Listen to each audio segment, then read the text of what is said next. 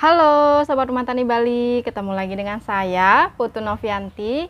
Hari ini kita akan membahas tentang pentingnya pH meter dalam sistem budik damber.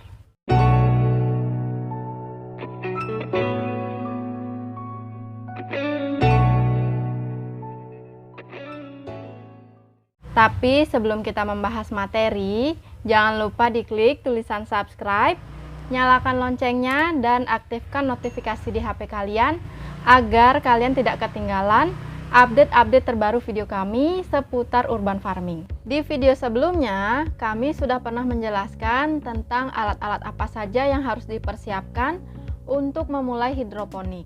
Nah, salah satunya itu adalah pH meter. Apakah pH meter ini hanya bisa digunakan dalam sistem hidroponik saja? Tentu tidak, kan ini fungsinya untuk mengukur derajat keasaman suatu larutan. Dan pH meter ini tidak hanya bisa digunakan untuk mengontrol larutan nutrisi pada sistem hidroponik. Jadi pH meter ini bisa digunakan pada sistem-sistem yang lainnya yang memang memerlukan kontrol air yang baik. Misalnya seperti para pembudidaya ikan yang memang memiliki kolam yang besar dan banyak. Mereka sering memanfaatkan pH meter ini untuk mengontrol derajat keasaman air mereka. Dan di budik damber ini tentu saja kita juga bisa menggunakan pH meter ini. Namun di dalam sistem budik damber ini pH meter sifatnya opsional ya. Kalian boleh tidak memilikinya. Tetapi jika kalian memiliki pH meter, kalian akan mendapatkan beberapa keuntungan. Misalnya seperti kalian dengan mudah mengetahui derajat keasaman air di dalam sistem budik damber yang kalian kelola ini. Kenapa derajat keasaman ini sangat penting? Dari awal sudah kami bahas bahwa kesuksesan di dalam budik damber ini ditentukan oleh kualitas air. Jadi yang akan kita bahas sekarang adalah seberapa penting sih peran pH meter ini di dalam sistem budik damber. Saya sharing sedikit ya. Di video 6 kesalahan pemula budik damber, kalian pasti sudah tahu kami akhirnya membeli pH meter untuk mengetahui kualitas air yang kami miliki ini. Nah, karena memiliki pH meter ini, sekarang kami dengan mudah mengetahui mana ikan yang gantung akibat dari kualitas air. Ini ditinjau dari pH saja ya, belum kita membicarakan tentang suhu. Di awal kami memiliki pH meter, kami selalu melakukan pengukuran pH 3 kali dalam sehari, yaitu pagi, sore, dan juga malam. Nah, kegiatan ini berlangsung kurang lebih 2 minggu. Karena kami trauma akan kejadian yang terdahulu. Karena kan lele kami waktu itu mengalami hal-hal aneh. Jadi kami selalu rutin melakukan pengukuran pH. Kami tidak melakukan sipon yang terlalu sering berkat bantuan dari pH meter di awal-awal budik damber. Nah, ini di luar faktor-faktor yang lainnya ya, seperti garam, bakteri, suhu, sinar matahari, dan juga kepadatan. Karena di awal-awal budik damber ini kami selalu rajin mengecek pH, jadi kami akhirnya menemukan ritme yang memang cocok dengan kami.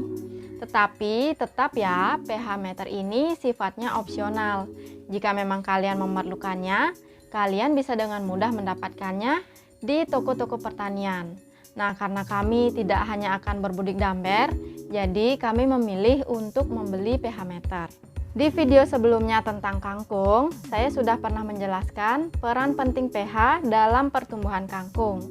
pH ini tidak hanya berperan penting dalam pertumbuhan ikan, tapi juga berperan penting dalam pertumbuhan tanaman. Itulah sebabnya teman-teman yang berhidroponik sangat-sangat memperhatikan pH dan juga total padatan terlarut pada nutrisi yang mereka gunakan. Sebelumnya, saya sudah pernah jelaskan bahwa jika kita akan menggunakan alat-alat seperti ini, kita harus melakukan kalibrasi terlebih dahulu untuk mengetahui kondisi alat yang akan kita gunakan ini. Apakah masih normal, atau perlu diperbaiki, atau malah perlu diganti.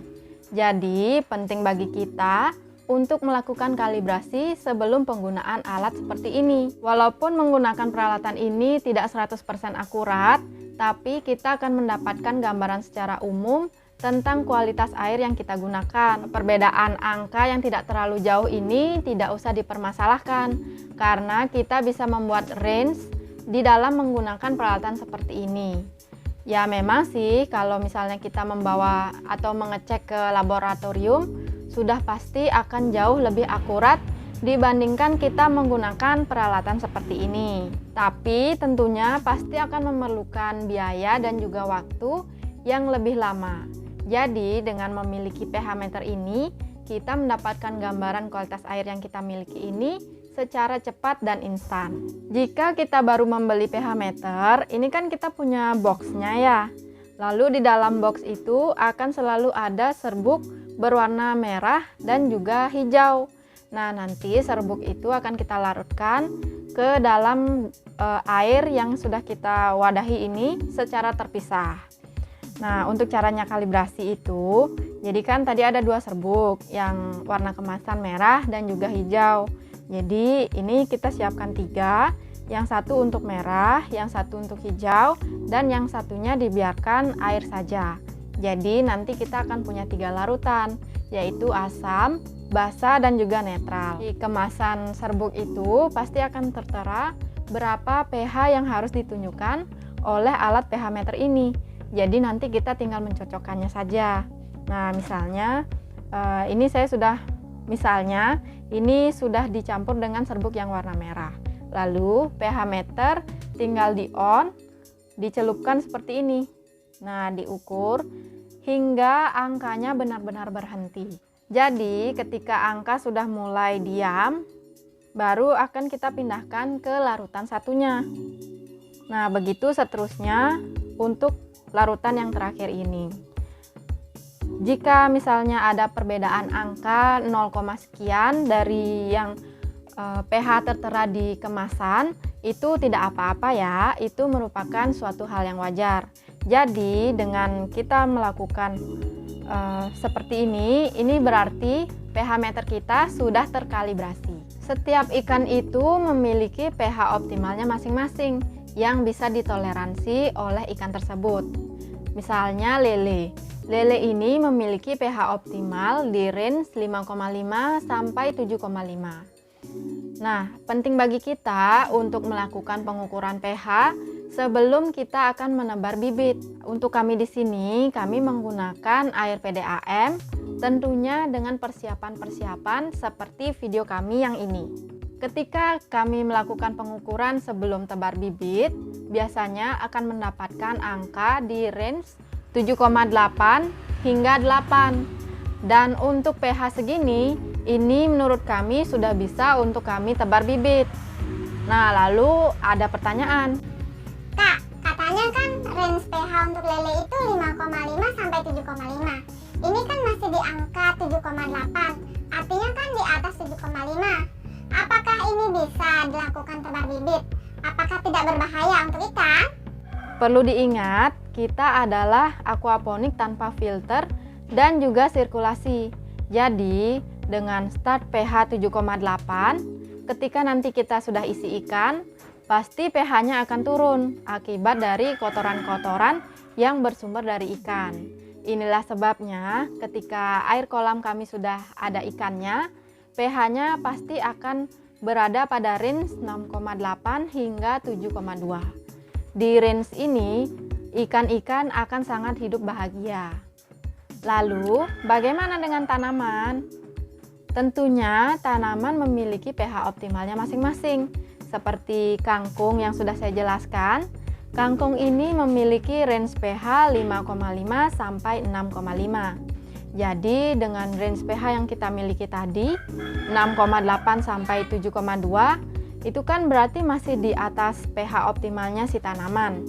Nah, itulah sebabnya kita harus mengurangi intensitas kita melakukan sipon agar nutrisi yang diperlukan dapat berkumpul dengan baik dan juga pH optimal dari tanaman ini dapat mendekati pH yang memang dibutuhkan oleh tanaman. Dengan memiliki pH meter ini, kita bisa mengetahui kondisi air yang kita miliki dan juga tidak terlalu sering melakukan sipon. Apalagi misalnya permasalahan ikan yang timbul ini bukan disebabkan oleh kualitas air. Jadi dengan adanya pH meter ini, kita bisa mengetahui apakah ikan yang bermasalah disebabkan oleh kualitas air atau ikan yang bermasalah ini disebabkan oleh masalah-masalah yang lainnya. Besar banget kan kegunaan pH meter ini? Permasalahan selanjutnya, bagaimana jika ketika kita akan tebar bibit, pH air kita menunjukkan angka di atas 8, misalnya 9, 10, bahkan 11. Jadi ini kan sifatnya basa jika di atas 8. Lalu bagaimana cara menurunkan pH air ini? Tentunya kita memerlukan sesuatu yang bersifat asam. Dan jika pH dalam air kita ini di bawah 5, misalnya 4 atau 3, jadi kan air kita ini bersifat asam. Lalu yang kita butuhkan adalah sesuatu yang bersifat basa. Dan untuk kami sendiri, kami belum pernah mengalami kejadian ekstrim seperti ini. pH airnya di atas 8 ataupun pH airnya di bawah 5. Jadi saran kami, carilah referensi-referensi yang memang sudah pernah mencoba untuk menaikkan atau menurunkan pH. Dan jika kondisi air kalian seperti ini, kalian harus pertimbangkan untuk menggunakannya. Karena kan bisa saja ada senyawa yang memang tidak dapat terurai hanya dari pengendapan. Kita anggap air bakunya sudah oke ya. Lalu bagaimana jika dalam proses pemeliharaan ini air berubah menjadi terlalu asam? Ini contohnya kami sendiri ya. Biasanya ketika air sudah ada di pH 6,5, lele-lele kami yang ada di dalam ember ini akan menunjukkan perilaku yang tidak wajar seperti menggantung. Jadi kami harus melakukan sipon.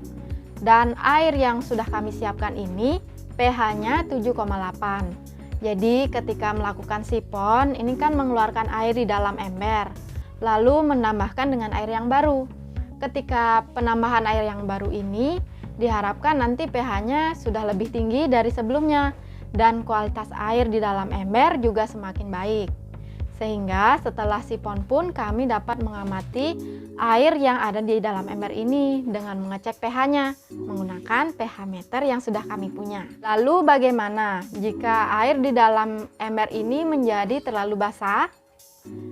Untuk kondisi seperti ini kami belum pernah mengalaminya karena memang kan ini budik damer tanpa filter dan juga sirkulasi. Sehingga ketika kita baru menambahkan ikan, mungkin beberapa jam saja sudah pH-nya akan semakin turun. Lalu ketika terlalu asam, kita bisa mengatasinya dengan melakukan sipon. Tapi kalian harus ingat ya, jangan sampai ada perbedaan pH yang terlalu signifikan. Untuk kami sendiri, kami tidak pernah melakukan sipon hingga full. Ini kami lakukan untuk mencegah perbedaan pH yang terlalu signifikan. Kecuali memang ada hal-hal yang membuat kita harus melakukan full sipon, baru kita lakukan full sipon. Apakah selesai hujan ini kalian pernah mengalami kepanikan? Mungkin bagi pemula budik damer akan bertanya, Kak, apakah saya harus melakukan sipon? Karena di daerah saya baru saja turun hujan. Nah, dengan memiliki pH meter ini, kita bisa mengetahui kualitas air kita setelah turun hujan. Apalagi misalnya kita sudah melihat perilaku ikan yang tidak wajar seperti menggantung dalam jumlah yang banyak. Jadi kalian bisa mempertimbangkan apakah kalian akan melakukan sipon atau tidak. Dengan adanya pH meter ini, kita bisa menegakkan indikasi adanya penurunan kualitas air setelah turun hujan. Jadi kita tahu apa yang harus kita lakukan setelah turun hujan selain menambahkan garam krosok. Jadi ingat ya, yang perlu diwaspadai ini adalah perubahan pH yang signifikan. Nah, dari sini kita bisa melihat peran besar pH meter. Yang pertama adalah membantu kita dalam memilih air baku. Jadi dengan bantuan pH meter ini, kita bisa mengetahui dengan mudah berapa sih derajat keasaman air yang akan kita gunakan ini. Yang kedua adalah membantu dalam proses pemeliharaan air. Jadi di dalam proses pemeliharaan ikan dan juga tanaman di dalam ember, ketika kita memiliki pH meter, kita mengetahui kualitas air yang ada di dalam ember ini. Jadi kita tidak terburu-buru mengambil keputusan. Misalnya ketika kita melihat ada ikan yang gantung, padahal ikan yang gantung bukan disebabkan karena kualitas air. Mungkin saja akibat dari kekenyangan, tapi karena terburu-buru, kita malah melakukan sipon dan berujung pada gantung.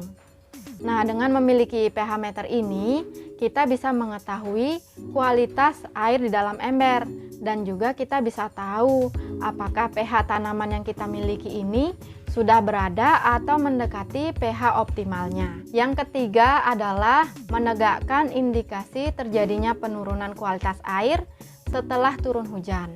Jadi dengan memiliki pH meter ini, kita bisa mengetahui pH air setelah turun hujan. Jadi kita tidak perlu bertanya lagi apakah ini harus disipon atau tidak. Karena tidak semuanya ketika turun hujan itu harus kita sipon. Seperti kami di sini, kami tidak selalu melakukan sipon ketika setelah hujan. Mungkin jika intensitas air hujannya itu terlalu banyak yang masuk ke dalam ember, dan ketika kita ukur menggunakan pH, kondisi airnya menjadi terlalu asam, baru kami mempertimbangkan untuk melakukan sipon. Tentunya juga dengan pertimbangan lain, yaitu seperti cuaca dan juga puasa. Jadi peran pH meter ini sangat besar ya dalam kita memantau kualitas air yang kita gunakan, selain dari peran bakteri pengurai dan juga sinar matahari. Jadi kembali lagi kepada kalian, apakah kalian akan memiliki pH meter atau tidak. Sekian dulu video sharing hari ini.